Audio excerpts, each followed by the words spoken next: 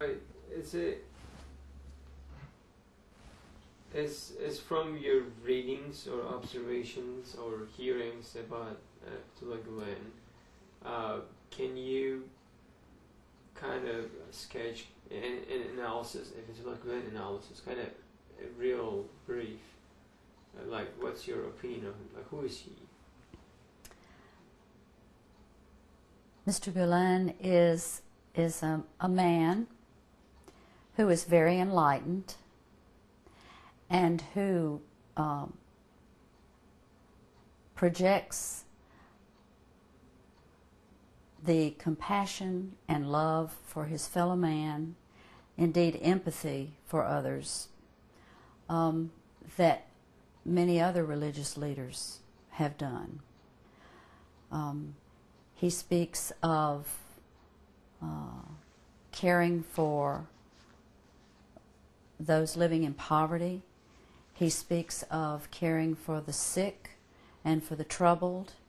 He speaks of giving compassion to people less fortunate than we are, and caring for the poor, certainly. I find him to be a person who projects love for all of mankind. And that, of course, in my religion, is supposed to be the most important thing of all. Jesus said that you can distill all of his teachings into love God and love your neighbor. And I think Fethullah Gulen has the same idea, and he promotes the same philosophy.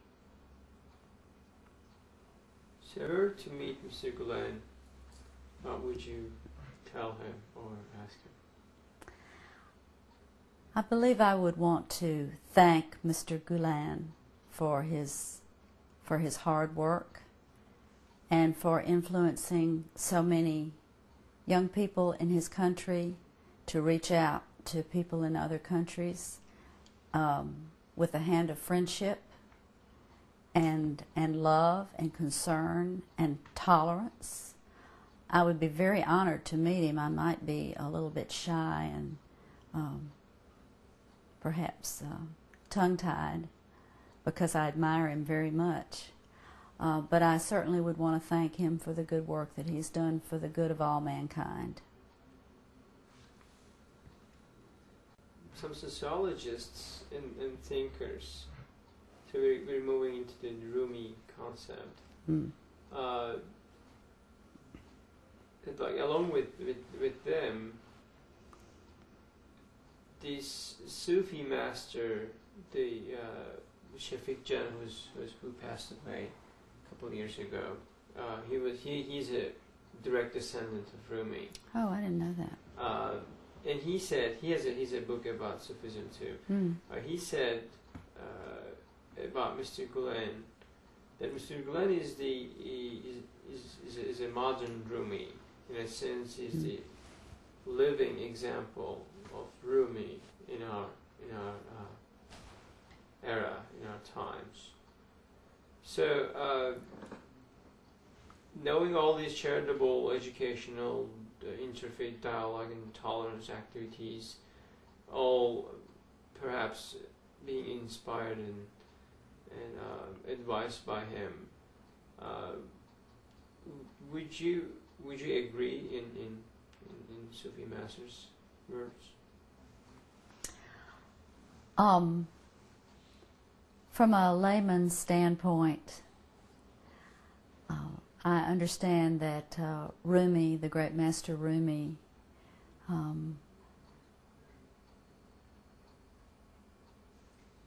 put forth a very spiritual philosophy of love, and Mr. Gulen has carried that on in the modern age.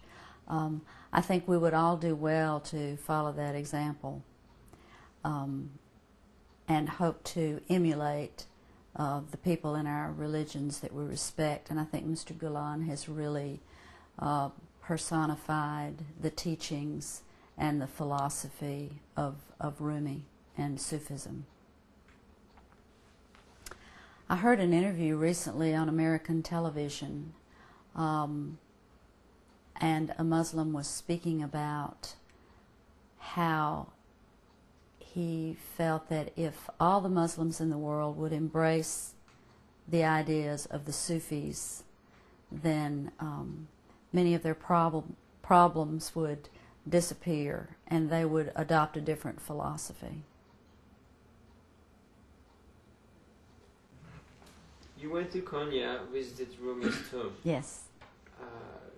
What was most influential about Rumi, like that you were impressed? When I think of Rumi, I think of many beautiful rose bushes all over Konya. Someone told me that they said that Mohammed smelled of roses, and apparently Rumi was very fond of roses too, because there were beautiful rose bushes everywhere. And I remember, I'm remembering sensory perceptions that I had of Konya and the tomb of Rumi. I remember when we entered the tomb, there was a very strong scent of roses because they were burning rose incense. And I was very touched by the number of pilgrims that were there to visit the tomb of Rumi, who were there out of respect. And I had a personal encounter with an old woman who was there on the grounds. She and I bumped into each other accidentally. And we turned and looked at each other, and we shared some sort of unspoken message. And it was a very special moment. That's one that I will always treasure.